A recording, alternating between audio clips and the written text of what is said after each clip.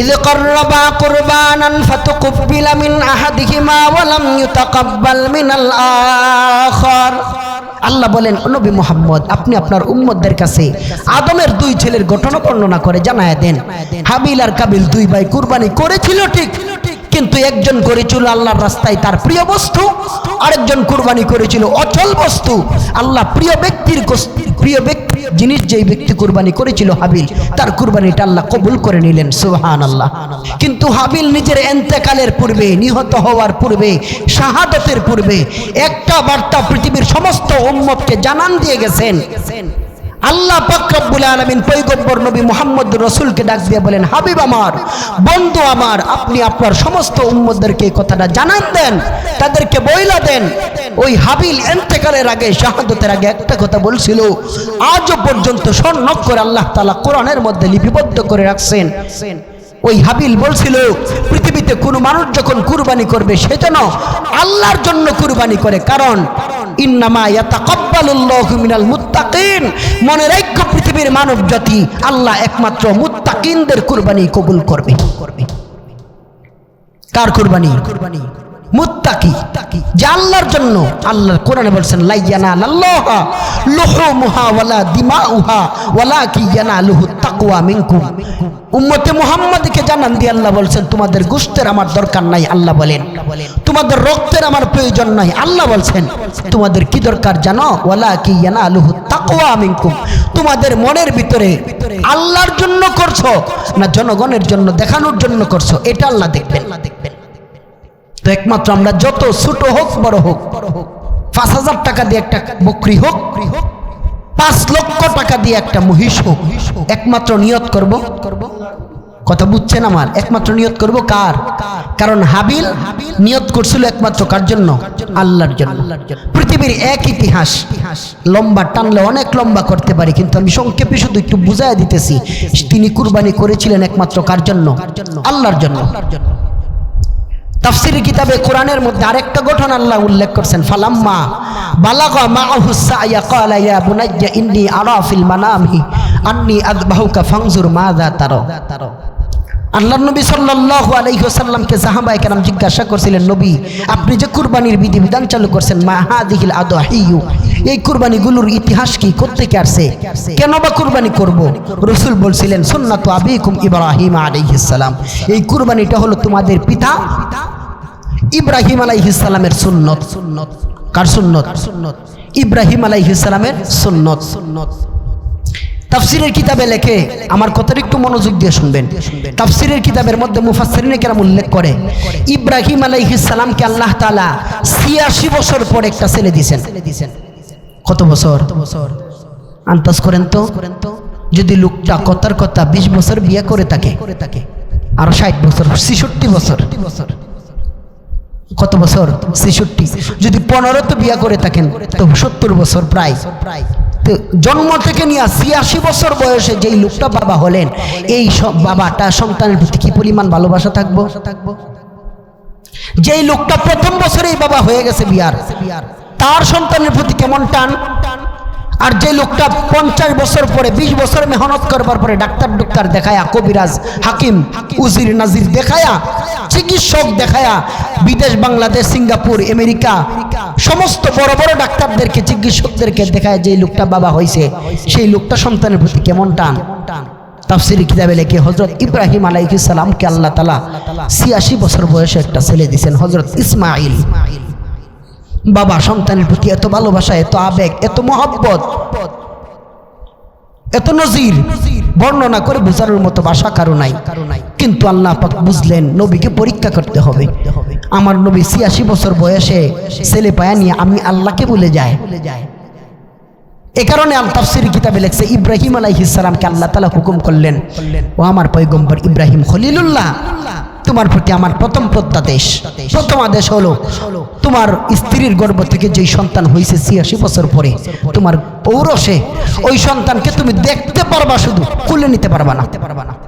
কি বুঝলেন? বাচ্চা হয়েছে কি নিষেধ? কুলে লওয়া নিষেধ। শুধু দূরে খাড়াইয়া থেকে দেখবা যে এটা আমার ছেলে। আপনি পারবেন?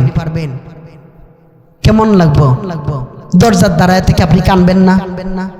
জ্বালানা দিয়ে দেখে দেখে আপনি কানবেন না যে আমার ছেলেটা আমি কোলে নিতে পারবো না? আল্লাহ হুকুম করলেন, ইব্রাহিম বললেন, আল্লাহ আপনি যদি খুশি থাকেন, রাজি থাকেন, আপনার জন্য সব আমি ছেড়ে দিলাম।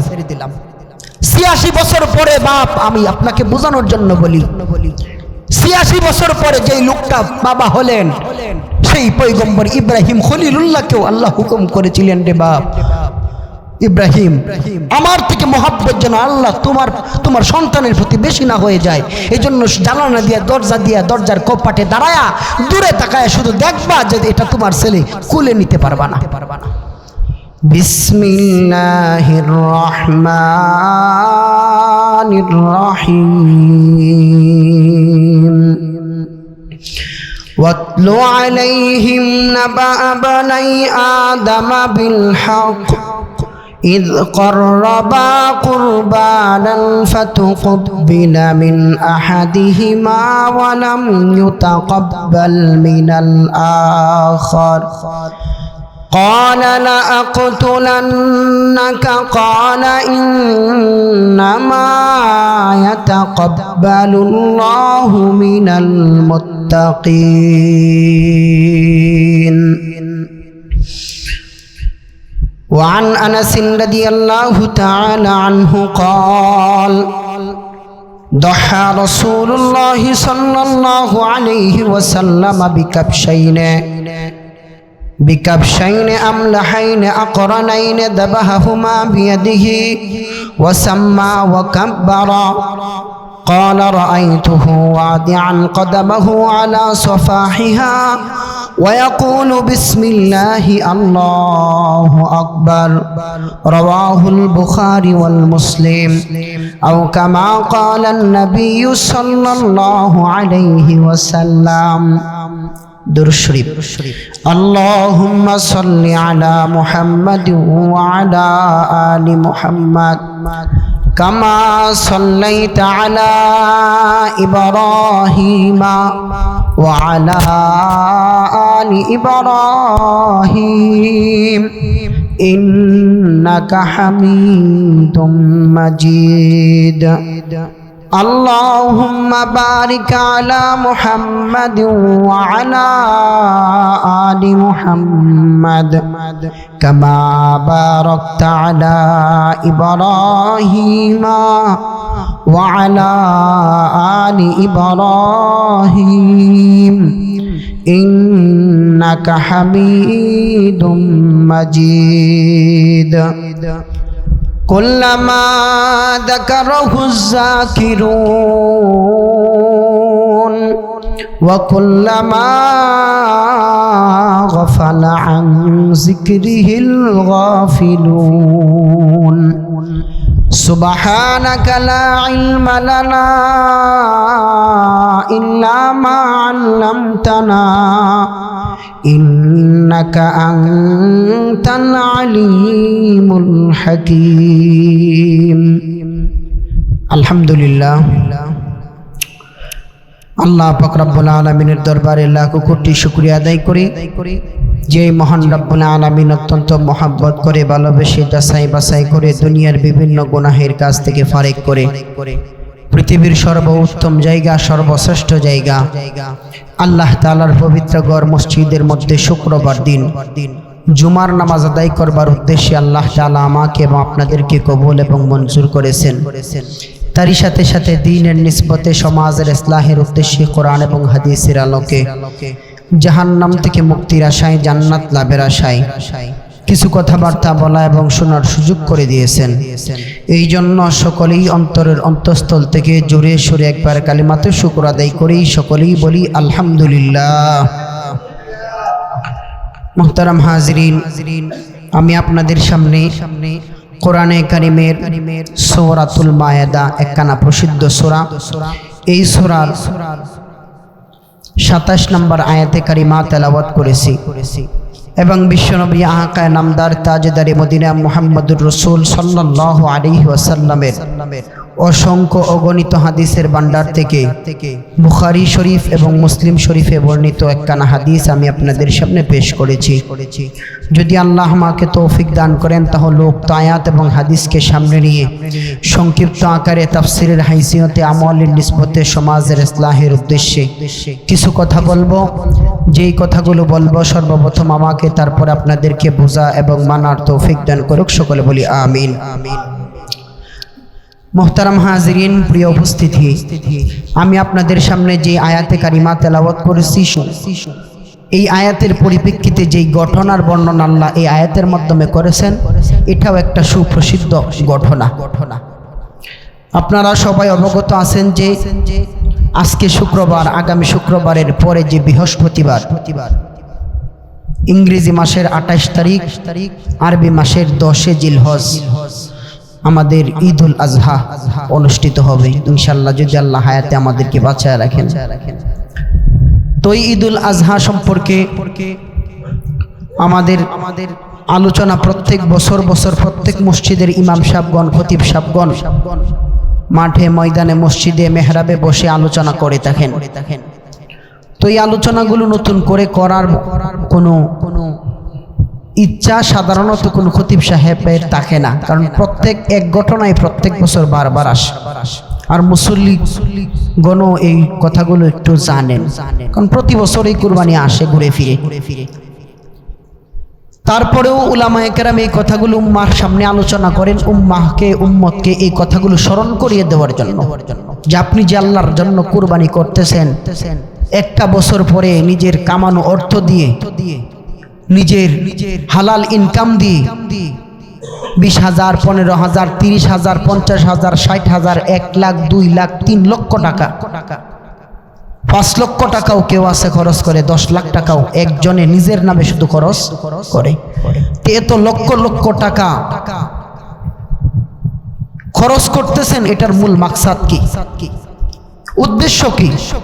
এই উদ্দেশ্যটাকে উম্মতের কানে ঢুকায় দেওয়ার জন্য, স্মরণ করিয়ে দেওয়ার জন্য বারবার প্রত্যেক বছরই উম্মতের সামনে উলামায়ে কেরামগণ এই কথাগুলো আবার রিপিট করেন, নতুন করে আবার আলোচনা করেন। এটা জিলকদ মাসের শেষ জুমা, আগামী জুমা শুরু হবে জিলহজ মাস দিয়া। জিলহজ মাস উম্মতের জন্য একটা বরকতপূর্ণ মাস। আল্লাহ তাআলা কোরআনে কারীমের এক আয়াতের মধ্যে বলছেন, ইন্না ইদ্দাতাশ শুহুরি ইনদাল্লাহি 12 শাহরান। আল্লাহ বলছেন, আমি আল্লাহর পক্ষ থেকে উম্মতের জন্য নির্ধারণ করে দিয়েছি 12টা মাস। এই 12টা মাসের মধ্যে আল্লাহ বলেন আরবাআতুন হুরুম, 4টা মাস হলো আলাদাভাবে সম্মানিত। ইসলামের প্রাথমিক জমানায় এই 4টা মাসে যুদ্ধ বিগ্রহ, দাঙ্গা হাঙ্গামা, মারামারি, কাটাকাটি, খুন খারাপি, হত্যা, রাহাজানি, যুদ্ধ বিগ্রহ, জিহাদ পর্যন্ত নিষেধ ছিল। কয় মাসে? রজব, মুহররম, জিলকদ, জিলহজ। এখন যে মাস চলতেছে শেষের দিকে, সামনে 2-4 দিন পর আরেকটা যে মাস শুরু হবে জিলহজ, ঈদুল আজহার মাস। এই 4টা মাস ইসলামের প্রাথমিক জমানায় খুব সম্মানিত ছিল। জিহাদ, যুদ্ধ বিগ্রহ সবগুলো এই মাসে করা কি ছিল? নিষেধ ছিল। পরবর্তীতে আল্লাহ বিধান উড্ড করছেন। যাই হোক, এই 4টা মাসের ভিতর থেকে একটা সম্মানিত মাস হলো জিলহজ মাস, যেটা সামনে আসতেছে 2-3 দিন পরে যেটা আসবে। এই মাসের মধ্যে আমাদের মুসলিম উম্মার জন্য শ্রেষ্ঠতম ইবাদত, সবচাইতে গুরুত্বপূর্ণ ইবাদত 10 জিলহজ আল্লাহর রাস্তায় কুরবানি করা। এটার মধ্যে এর থেকে বড় কোনো ইবাদত সেই দিন, ঈদের দিন আর নাই। আল্লাহ তাআলা এই দিনটাকে বেশি মর্যাদা দিয়েছেন, সম্মানিত করছেন। যাই হোক, এই জিলহজ মাস অত্যন্ত গুরুত্বপূর্ণ মাস। জিলহজ মাসের 10 তারিখে ঈদুল আজহার দিনে আমরা যেই কাজটা খুব গুরুত্ব সহকারে নিজের সমস্ত কাজকর্ম ফেলে রেখে একমাত্র যেই কাজটাকে বেশি গুরুত্ব দেই, এটা হলো আমাদের কুরবানি। মাঠের নামাজ আদায় করে তাড়াতাড়ি করে আমরা বাড়িতে চলে আসি। আসার পরে আমাদের প্রধান কাজ আল্লাহর রাস্তায় কি করা? কুরবানি করা। তো কুরবানি যে করব, এই কুরবানির মূল মাকসাদ, কুরবানি কার জন্য করব? আল্লাহর জন্য। কুরবানি কার জন্য করব? আল্লাহর জন্য। কুরবানি করতে গিয়া যদি বিন্দু পরিমাণ কারো ওয়াসওয়াসা থাকে, বান্দাকে দেখানোর জন্য লোকে কি বলবে, 3-4 আমার জিফুত আছে, তাদেরকে আমি কি খাওয়াবো, ঈদের দিন ছায়া থাকবো, এই কারণে যদি কেউ কুরবানি করে, কসম আল্লাহর, তার কুরবানি কবুল হবে না। 20,000, 50,000, 60,000, 1 লাখ টাকা খরচ করবেন বছরে একবার, তাও যদি এটার মধ্যে ভিন্ন নিয়ত থাকে, তাহলে এটা তো কেমন আল্লাহর জন্য করা উচিত ছিল, কিন্তু মানুষকে দেখায় দিলাম। তাফসীরের কিতাবে লেখে, নবী মুহাম্মদকে আল্লাহ তাআলা ডাক দিয়ে বলছেন, মুহাম্মদ হাবিব আমার, ওয়াতলু আলাইহিম নাবা আবনাই আদম বিল হক, আপনি আপনার উম্মতদেরকে কুরবানি কার জন্য করবে এটা বুঝিয়ে দেওয়ার জন্য, বুঝানোর জন্য আদম আলাইহিস সালামের 2 ছেলের ইতিহাসটা একটু বর্ণনা করেন। 2 ছেলের নাম ছিল হাবিল আর কাবিল, ঘটনা সবাই জানে, আমি শুধু স্মরণ করাইয়া দিব কি জন্য আল্লাহ বলছিলেন কুরবানি করতে। হাবিল আর কাবিল তারা এক মেয়েকে নিয়ে, এক বোনকে নিয়ে বিবাহের জন্য ঝগড়া। হাবিলে বলে আমি করব, এটা শরীয়তের নিয়ম ছিল। আদম আলাইহিস সালামের জমানায় তো মানুষ সন্তানাদি কম ছিল, এজন্য নিয়ম ছিল প্রত্যেকবার জোড়া জোড়া সন্তান হইতো, একজন ছেলে একজন মেয়ে। প্রথমবারের ছেলের সাথে দ্বিতীয়বারের মেয়ে, দ্বিতীয়বারের ছেলের সাথে প্রথমবারের মেয়ের বিয়ে হইতো। কিন্তু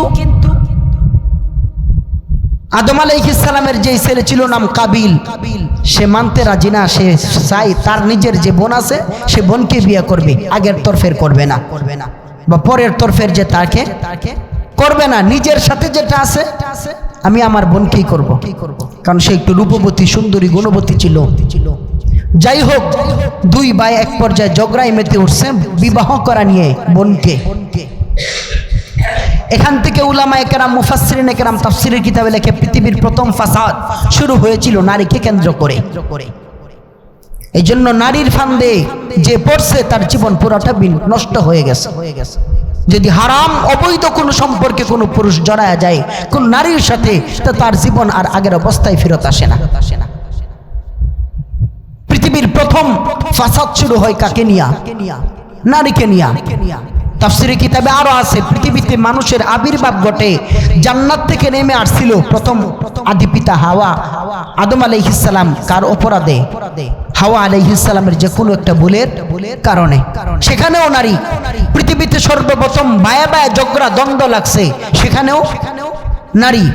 ইউসুফ আলাইহিস সালামের মতো একজন নবী, অর্ধ পৃথিবীর সৌন্দর্য যে আল্লাহ যাকে বানাইছিলেন, সেই ইউসুফ আলাইহিস সালাম নিরপরাধ নির্দোষ একজন নবী হওয়ার পরেও 7 বছর পর্যন্ত জেলখানায় আবদ্ধ ছিল এক নারীর কারণে।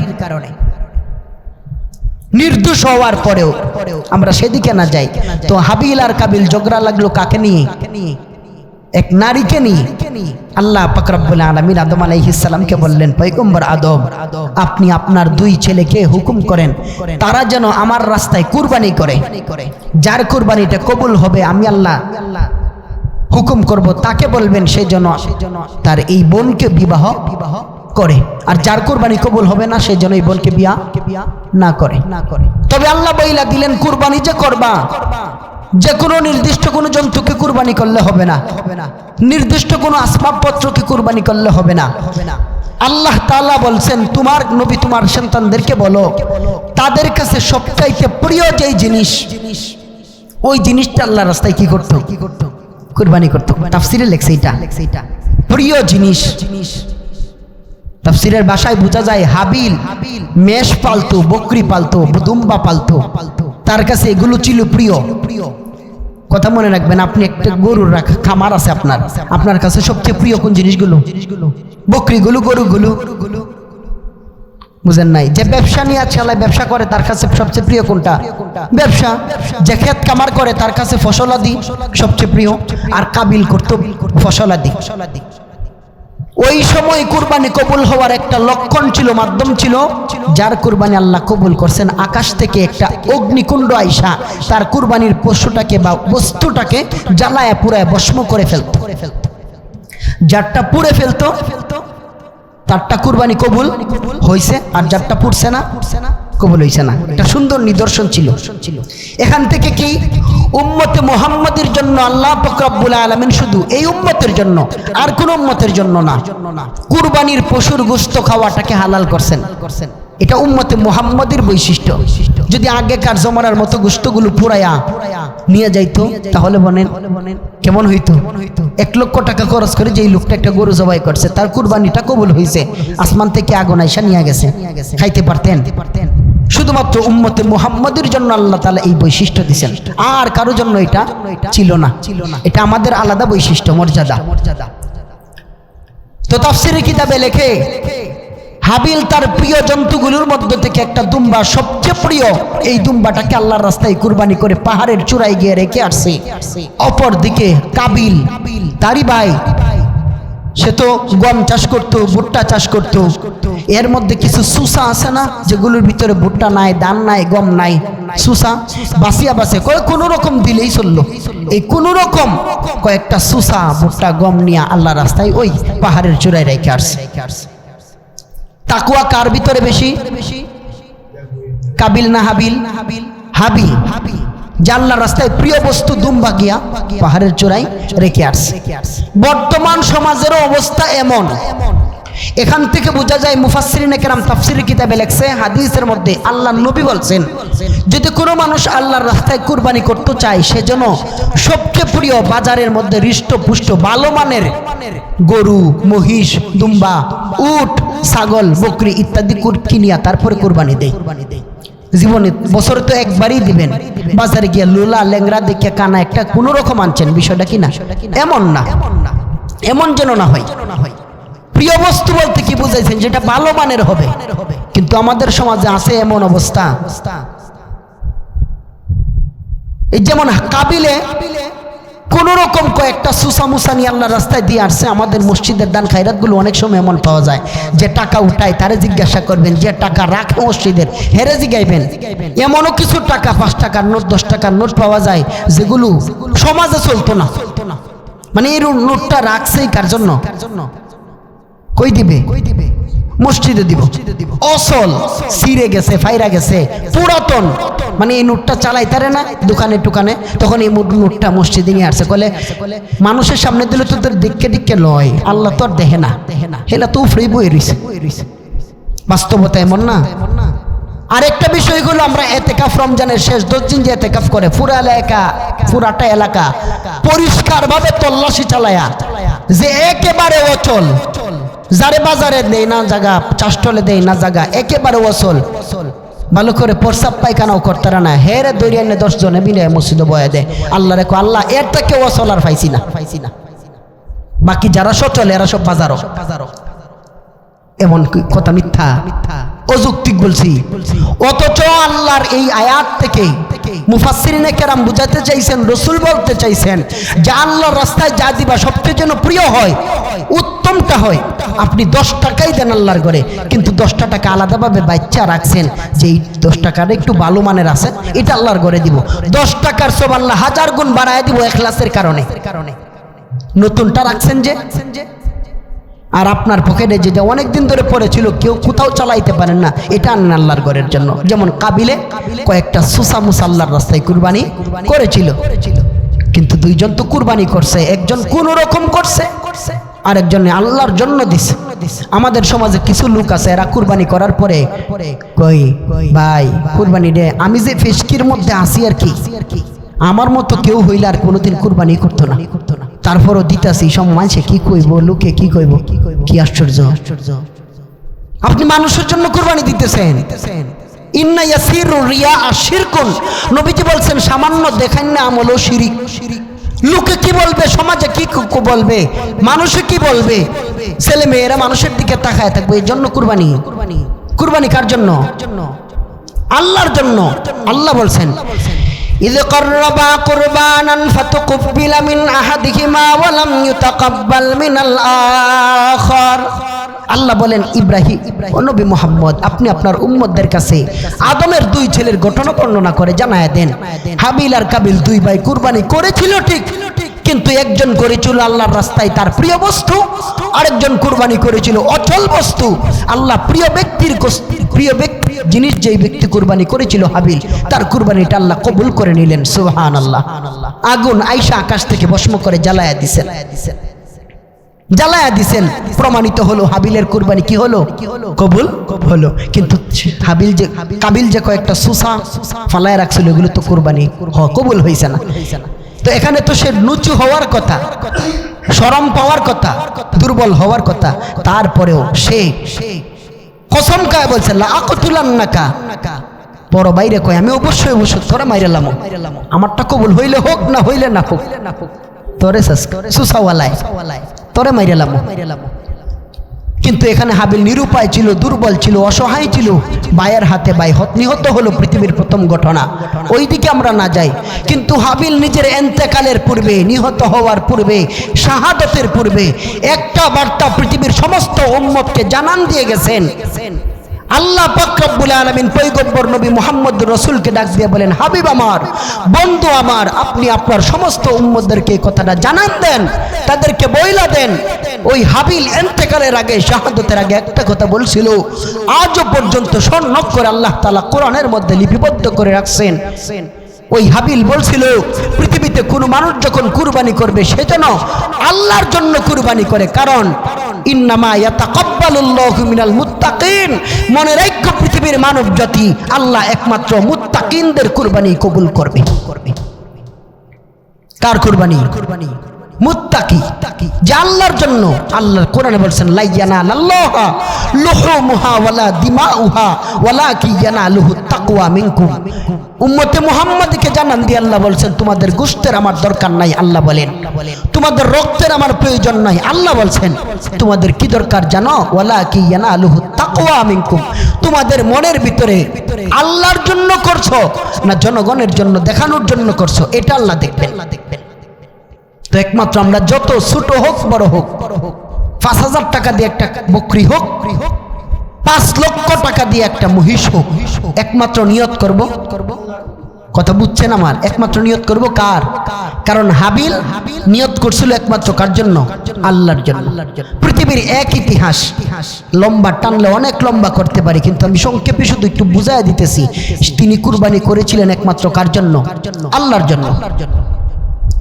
তাফসীরের কিতাবে কোরআনের মধ্যে আরেকটা ঘটনা আল্লাহ উল্লেখ করছেন, ফালাম্মা বালাগা মাআহু সা'য়া ক্বালা ইয়া বুনাইয়া ইন্নী আরা ফিল মানামি আন্নী আযবাহুকা ফানজুর মাযা তারা। আল্লাহর নবী সাল্লাল্লাহু আলাইহি ওয়াসাল্লামকে সাহাবায়ে কেরাম জিজ্ঞাসা করছিলেন, নবী আপনি যে কুরবানির বিধিবিধান চালু করছেন, মা হাদিহিল আদহিয়ু, এই কুরবানিগুলোর ইতিহাস কি, কোত্থেকে আসছে, কেন বা কুরবানি করব?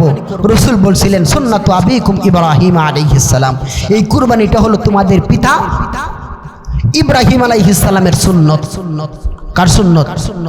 ইব্রাহিম আলাইহিস সালামের সুন্নত। তাফসীরের কিতাবে লেখে, আমার কথাটা একটু মনোযোগ দিয়ে শুনবেন। তাফসীরের কিতাবের মধ্যে মুফাসসিরিনে কেরাম উল্লেখ করে, ইব্রাহিম আলাইহিস সালামকে আল্লাহ তাআলা ৮৬ বছর পর একটা ছেলে দিয়েছেন। কত বছর? আন্দাজ করেন তো, যদি লোকটা কথার কথা ২০ বছর বিয়ে করে থাকে, আর ৬০ বছর, ৬৬ বছর। কত বছর?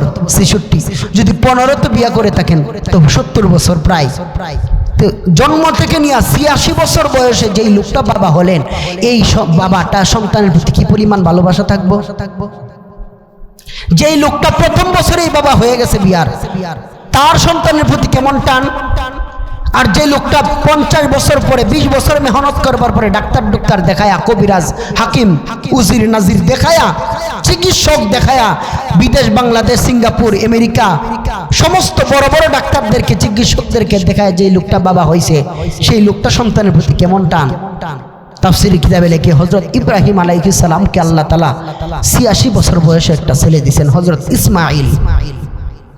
বাবা সন্তানের প্রতি এত ভালোবাসা, এত আবেগ, এত মহব্বত, এত নজির বর্ণনা করে বোঝানোর মতো ভাষা কারো নাই। কিন্তু আল্লাহ পাক বুঝলেন নবীকে পরীক্ষা করতে হবে। আমার নবী ৮৬ বছর বয়সে ছেলে পায়া নিয়ে আমি আল্লাহকে ভুলে যায়। এ কারণে আল তাফসীর কিতাবে লেখছে ইব্রাহিম আলাইহিস সালামকে আল্লাহ তাআলা হুকুম করলেন, ও আমার পয়গম্বর ইব্রাহিম খলিলুল্লাহ, তোমার প্রতি আমার প্রথম প্রত্যাদেশ, প্রথম আদেশ হলো তোমার স্ত্রীর গর্ভ থেকে যেই সন্তান হয়েছে ৮৬ বছর পরে তোমার ঔরসে, ওই সন্তানকে তুমি দেখতে পারবা, শুধু কুলে নিতে পারবা না। কি বুঝলেন? বাচ্চা হয়েছে কি নিষেধ? কুলে লওয়া নিষেধ। শুধু দূরে খাড়াইয়া থেকে দেখবা যে এটা আমার ছেলে। আপনি পারবেন? কেমন লাগবো? দরজার দাঁড়ায় থেকে আপনি কানবেন না? জ্বালানা দিয়ে দেখে দেখে আপনি কানবেন না যে আমার ছেলেটা আমি কুলে নিতে পারবো না? আল্লাহ হুকুম করলেন। ইব্রাহিম বললেন, আল্লাহ আপনি যদি খুশি থাকেন, রাজি থাকেন, আপনার জন্য সব আমি ছেড়ে দিলাম। ৮৬ বছর পরে বাপ, আমি আপনাকে বোঝানোর জন্য বলি, ৮৬ বছর পরে যেই লোকটা বাবা হলেন, সেই পয়গম্বর ইব্রাহিম খলিলুল্লাহকেও আল্লাহ হুকুম করেছিলেন, রে বাপ ইব্রাহিম, আমার থেকে মহব্বত যেন আল্লাহ তোমার সন্তানের প্রতি বেশি না হয়ে যায়, এই জন্য জানালা দিয়ে দরজার কপাটে দাঁড়ায়া দূরে তাকায় শুধু দেখবা যে এটা তোমার ছেলে, কুলে নিতে পারবা না। দেখার অনুমতি দিলাম শুধু। কিছুদিন গেলে পরে আল্লাহ পাক রব্বুল আলামিন ইব্রাহিমকে হুকুম করলেন, ইব্রাহিম এতদিন তো শুধুমাত্র দেখার হুকুম দিয়েছিলাম, কুলে নেওয়ার হুকুম দিছিলাম না, আদেশ করছিলাম না। এখন আমার আদেশ হলো দেখতেও পারবা না। কিছুদিন কুলে নিছে না, শুধু দেখতে পারছে, তবুও তো মনটা একটু শান্ত ছিল। এখন আল্লাহ হুকুম করছেন, এখন আর দেখারও কি নাই, সুযোগ নাই। কি করবে?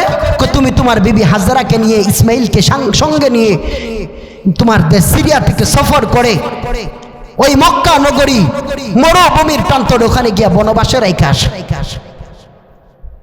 তুমি থাকতে পারবা না, শুধু তোমার বিবি হাজরা আর ছেলেকে রাইখা আসবা।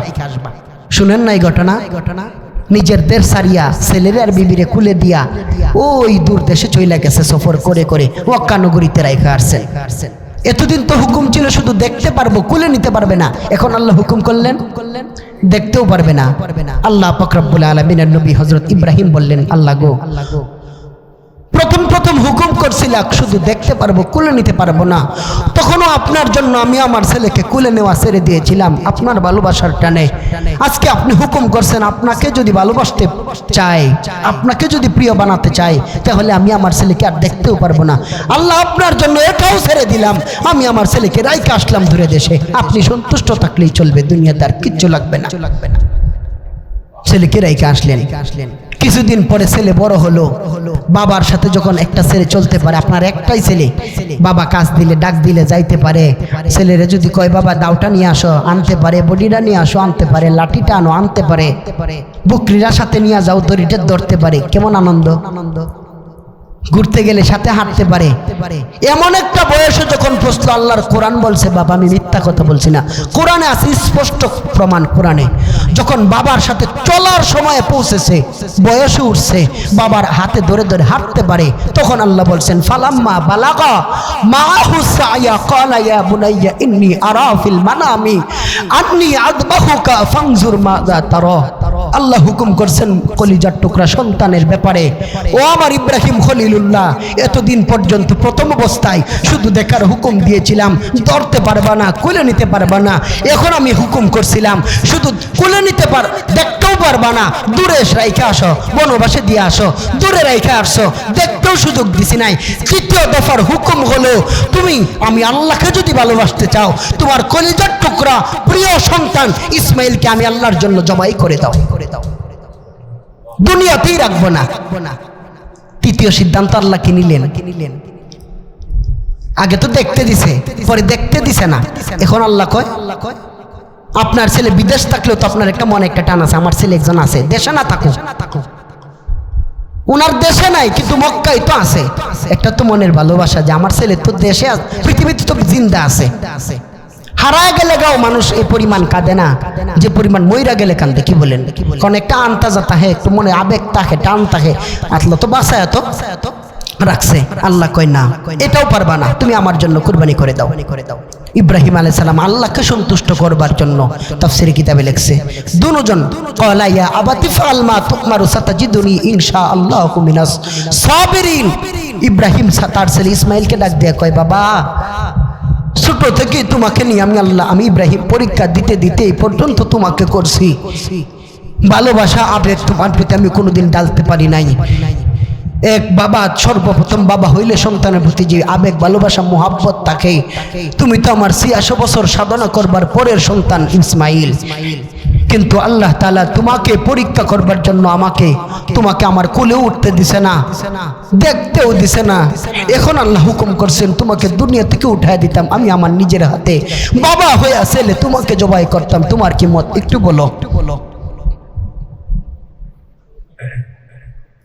তাফসীরে কিতাবে লেখে বাবা যেমন ছিল সন্তানের থেকে একটু কমতি ছিল না। বাবা বলতে দেরি হয়েছে। ইসমাইল আলাইহিস সালাম আল্লাহকে তার বাবাকে বলছেন, বাবা আমার যদি আল্লাহ হুকুম করে থাকেন, সত্যি সত্যি যদি আল্লাহই করে থাকেন, আমাকে দুনিয়া থেকে উঠিয়ে দেওয়ার সিদ্ধান্ত যদি আল্লাহ নিয়ে থাকেন, তো সাতাজিদুনি ইনশাআল্লাহু মিনাস সাবিরিন, করেন জবাই, আমি আল্লাহর জন্য শুয়ে যাইব, বিনিময়ে আল্লাহকে আমি পেয়ে যাব, আমি আল্লাহর জন্য শুয়ে গেলাম, আপনি ফুস শুরু করেন। আমি শুয়ে গেলাম।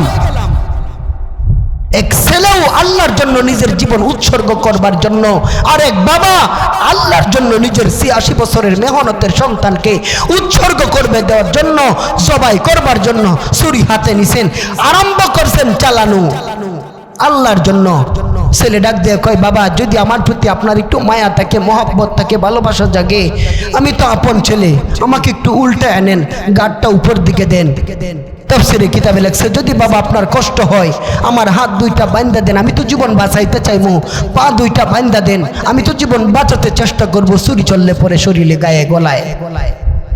বাবাকে বলছে, আপনার তো একটু মায়া লাগবে, মোহাব্বত লাগবে আমার প্রতি, আপনার ছেলে না আমি, ৮৬ বছরের সাধনার মেহনত আল্লাহ আমাকে দিছিলেন আপনার কোলে, দেখতেও পারেন নাই, কোলেও নিতে পারেন নাই, লাস্ট আল্লাহ হুকুম করছেন মেরেই যখন ফেলবেন তো চোখ দুইটা একটু বাঁধা লন, যাতে ভালোবাসা একটু কম লাগে। তাফসীরে কিতাবে লেখা, বাবা যখন ছুরি চালাইতে শুরু করলেন, এর বাপ সত্যি কথা বলতেছি, আদম আলাইহিস সালাম দুনিয়াতে আসবার পরে কোনো একটা ভুলের কারণে লম্বা সময় পর্যন্ত আল্লাহর কাছে তওবা করছেন, কারণ উনি জানতেন আল্লাহ একজন আছে, উনি জানতেন আল্লাহ একজন আছে। ইউনূস আলাইহিস সালাতু ওয়াস সালাম মাছের পেটে থাকা অবস্থায় উনি জানতেন না যে আল্লাহ আবার ওনাকে মাছের পেট থেকে ফেরত পাঠাইবেন দুনিয়াতে। ইউসুফ আলাইহিস সালামকে যখন রানী জুলাইখা, বিবি জুলাইখা ৭টা তালাবদ্ধ দরজার ভিতরে, ঘরের ভিতরে কোয়ার্টারে নিয়ে গেলেন আক্রমণ করবার জন্য, হেস্তনেস্ত করবার জন্য, আল্লাহর উপর তাওয়াক্কুল করে ইউসুফ আলাইহিস সালাম বন্ধ দরজার দিকে খুলে গেলেন। তখন ইউসুফ জানতেন না আল্লাহ তাআলার পক্ষ থেকে তালাবদ্ধ থাকা অবস্থায় একটা একটা দরজা ৭টা একের পর একটা তালা খুলে যাবে। ঠিক তেমনি ভাবে ইব্রাহিম আলাইহিস সালাম তখনও জানতেন না, ইসমাইল তখনও জানতেন না আল্লাহ তাআলার পক্ষ থেকে প্রেরিত হুকুম। আল্লাহ বলছিল কোলে নিতে পারবে না, নিলাম না, আল্লাহ বলছিল দেখতে পারবে না, দেখলাম না, অবশেষে শেষ হুকুম যখন করলো জবাই করে ফেলবে, তখন ইব্রাহিম জানতেন না আল্লাহ তাআলা তার কুরবানিটা এমনভাবে কবুল করবেন, ওই হাবিল আর কাবিলের কুরবানিকৃত দুম্বা আসমান থেকে জিব্রাইলকে হুকুম করলেন, জিব্রাইল রে কদ সাদ্দাকতার রুইয়া, আমার নবী ইব্রাহিম খলিলুল্লাহ, আমি আল্লাহ তার কাছে জীবনের শুরু থেকে পরীক্ষা শুরু করছিলাম, সমস্ত পরীক্ষায় সে উত্তীর্ণ হয়েছে, ফার্স্ট ক্লাস হয়েছে, এ প্লাস পাইছে, গোল্ডেন পাইছে, এখন আর তাকে আমি কষ্ট দিতে চাই না। ওই হাবিলের কবুলকৃত দুম্বাটা জান্নাত থেকে নিয়ে যাও, ইসমাইলকে শরীর তল থেকে সরায়া ইব্রাহিমের শরীর তলে জান্নাতের দুম্বাটা শোয়ায়া দাও। পৃথিবীর ইতিহাস এই দ্বিতীয় ঘটনা কুরবানির আরম্ভ হলো। তাফসীরের কিতাবে লেখে, সেই দিন যদি বাবা ইব্রাহিম ইসমাইলকে জবাই করে ফেলতেন তাহলে পৃথিবীতে এই কুরবানির নিয়মেই চালু হইতো, বাবা তার সন্তানকে, মেয়েকে, ছেলেকে কুরবানি করতে বাধ্য হইতো। কিন্তু আল্লাহ তাআলা বললেন, আমার ইব্রাহিমের ধর্ম যে আমি সমস্ত নবী উম্মতে মুহাম্মাদের জন্য জারি করে রাখবো, এত কষ্ট তো আমি আমার উম্মত মুহাম্মাদীকে দিব না। উম্মতে মুহাম্মাদীকে তো আমি আল্লাহ শ্রেষ্ঠত্বের মর্যাদা দিছি। আল্লাহ বলছেন ওয়াকাযালিকা জাআলনাকুম উম্মাতাও ওয়াসাতাল লিতাকুনু শুহাদা, সারা পৃথিবীর মধ্যে শ্রেষ্ঠতম উম্মত হলো মুহাম্মাদের উম্মত। এই দুই ঘটনা থেকে আমরা কি বুঝতে পারলাম? কুরবানি করব একমাত্র আল্লাহর জন্য।